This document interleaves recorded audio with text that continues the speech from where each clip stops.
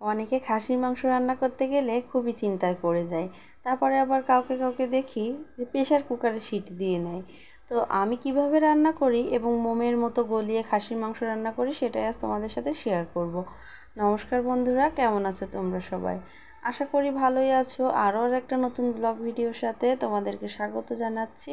তো সকাল সকাল উঠে আজকের দিনটা শুরু করে নিলাম। এটা ছিল আমার শুক্রবারের ব্লগ ভিডিওটা। তো শুক্রবারে সকালের জন্য ডাল ভাত করে নিচ্ছি। আমরা তো ভাতই খাই সকালে। তোমরা যারা আমার রেগুলার ভিডিও দেখো তারা তো জানো আমরা তো ডাল ভাত ডিম সিদ্ধ এগুলাই খাই আর কি সকালের জন্য। তো ফাঁকে একটু গ্রিন টিও করে নিলাম। ডালটা নামিয়ে একটু গ্রিন টি করে নিলাম। বাবা মেয়ে গেছে কোচিংয়ে, ওরা আসলে তারপর একসাথে খাবো। তো যাই হোক, আর এদিকে পাতাকপিটাও হয়ে গেছে আমার। আর আমি আর কি রান্নাটা বন্ধ দিচ্ছি না, কারণ আমাদের শুক্রবারে গ্যাস চলে যায়। 10টা সাড়ে 10টার দিকে গ্যাস চলে যায়। তো এই জন্য ভাবলাম যে একসাথে রান্নাটা করেই নিই। ওরাও যেহেতু আসতেছে না, আমি আর এখন খাবো না।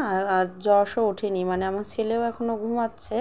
তো যাই হোক, তারপরে আমি এই যে পাতাকপিটা সিদ্ধ করে একটু বেশি করে পাতাকপি রান্না করে নিচ্ছি নারিকেল টমেটো এইসব দিয়ে। এখন আমি চলে আসলাম খাসির মাংসটাকে সুন্দর করে বেছে নিচ্ছি। এটার মধ্যে কিন্তু ছোট ছোট কালো কালো পশম থাকে, বা মানে কোনো ময়লা আছে কি না সব কিছু ভালো করে চেক করে নিচ্ছি আমি। এটা কিন্তু রান্নার আগে করে নিতে হয়। এটার গায়ে ছোট ছোট কাঠের কুচি থাকে, ওই যে কাঠের উপরে রেখে ওরা কাটে, তো সেটার কুচি থাকে। তো যাই হোক, ভালোভাবে পরিষ্কারটার করে আমি পিস করে নিলাম। পিস করেই দিয়েছে ওরা, তবুও আমি আমার মতো করে একটু পিস করে নিয়েছি। এবার একটু জায়ফল জয়িত্রী বেটে নিচ্ছি। তো আমি এই জায়ফল জয়িত্রীটা বেটে তারপরে এই যে মাংসটাকে ধুয়ে জল ঝরিয়ে রেখেছিলাম কিছুক্ষণের জন্য। তারপরে এখন এটার মধ্যে আদা, জায়ফল জয়িত্রী, চুইঝাল আর লবণ ভালোভাবে মাখিয়ে নিচ্ছি। এটা কিন্তু ভালোভাবে মাখাতে হবে। মাখিয়ে ঢাকা দিয়ে রেখে দিয়েছি। আর এখন কুলগুলাকে মানে সুন্দর করে ধুয়ে তারপরে জলের মধ্যে দিয়ে একটু একটু করে ফাটিয়ে নিয়েছি। ওই জলটা কিন্তু আর ফেলা যাবে না, ওই জলটার মধ্যে টকটা বেরিয়ে গেছে। ওই জলটা কিন্তু এই চাটনি রান্নার সময় ব্যবহার করতে হবে। তো টমেটো আর কুলের চাটনি দারুণ মজা লাগে কিন্তু এই সময়টাতে। এই সময়টা প্রায় সব বাড়িতেই দেখবে দু একটা কুল শুকনো ঘুরতে থাকে, কারণ ওই যে টক কুলগুলো শেষের দিকে আর খাওয়া হয় না, তখন শুকিয়ে যায়। তো সেগুলো ফেলে না দিয়ে তোমরা এভাবে কিন্তু চাটনি রান্না করে নিতে পারো। আর এই যে দেখো, এখন আমি এই যে আলুগুলাকে ভেজে নিলাম, কেন বলো তো? মাংসের জন্য, খাসির মাংসটা রান্না বসাবো এই জন্য। তো এদিকে আমার চাটনিটা হয়ে গেছে, এখন একটু ফোড়ন দিয়ে নিচ্ছি। আমি সরিষা আর তেজপাতা আর গরম মশলা ফোড়ন দিয়ে নিয়েছি। দেখো আমার এটা কিন্তু ফোড়ন দেওয়ার পর আর বেশি জাল করা যাবে না, ফোড়নটা উপরে ভেসে উঠেছে। এখন এই যে আমি নামিয়ে নিয়েছি।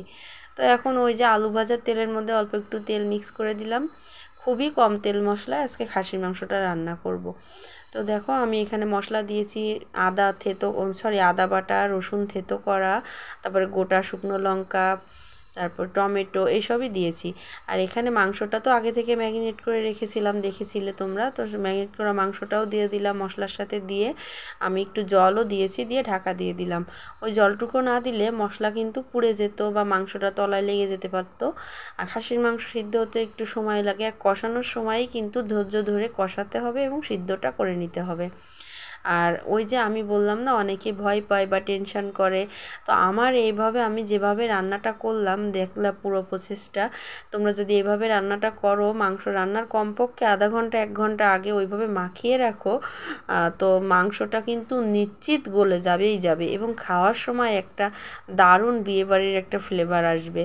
তো তোমরা আমার মতো একবার হলেও ট্রাই করে দেখো। আর দেখো আমি অল্প তেল মশলায় কত সুন্দর খাসির মাংসটা রান্না করে নিয়েছি। আর এটা তো শুক্রবারে খেয়ে আজকে রিভিউ দিচ্ছি। আজকে হচ্ছে রবিবার, তো যেহেতু শুক্রবারে খেয়েছি এই জন্য রিভিউটা দিতে পারতেছি। দারুণ হয়েছিল, দারুণ। আর কি বলবো তোমাদেরকে, সবাই বলেছে। তো খাওয়ার ভিডিওটা আর কি করতে পারিনি, কারণ খাওয়ার টাইমে, দুপুর টাইমে আমি লাইভ চালিয়েছিলাম এই জন্য। তো আমার সালাদও রেডি, ওর বাবা আবার সালাতের মধ্যে আপেল কুলও দিচ্ছে। তো সব মিলিয়ে আর কি আমাদের আজকে রান্নাবান্না ছিল সালাদ, তারপরে পাতাকপির ঘন্ট বা ভাজি, যে যেটাই বলো, আর কুল আর টমেটো দিয়ে চাটনি, আর খাসির মাংস। তো এগুলাই ছিল আজকে দুপুরের মেনুতে আমাদের। খাসির মাংসটা জাস্ট অসাধারণ হয়েছিল, তোমরা একবার হলেও আমার মতো ট্রাই করে দেখতে পারো। আর এই যে দেখো গরম ভাতের সাথে এখন আমরা সবাই খেয়ে নিব। তো আজকের মতো তবে এই পর্যন্তই। কেমন লাগলো ভিডিওটা অবশ্যই কিন্তু জানাতে ভুলো না। আর যদি কারোর কোনো প্রশ্ন থাকে কমেন্ট সেকশানে করতে পারো। খাসির মাংস রান্না নিয়ে যদি কারোর মনে কোনো কথা থাকে বা আমার মতো এই প্রসেসটা ফলো করে যদি রান্নার পরেও সিদ্ধ না হয় সেটাও আমাকে কমেন্ট সেকশানে বলতে পারো। আর দেখবে ফ্লেভারই আসে একটা অন্যরকম। আজকের মতো এই পর্যন্তই।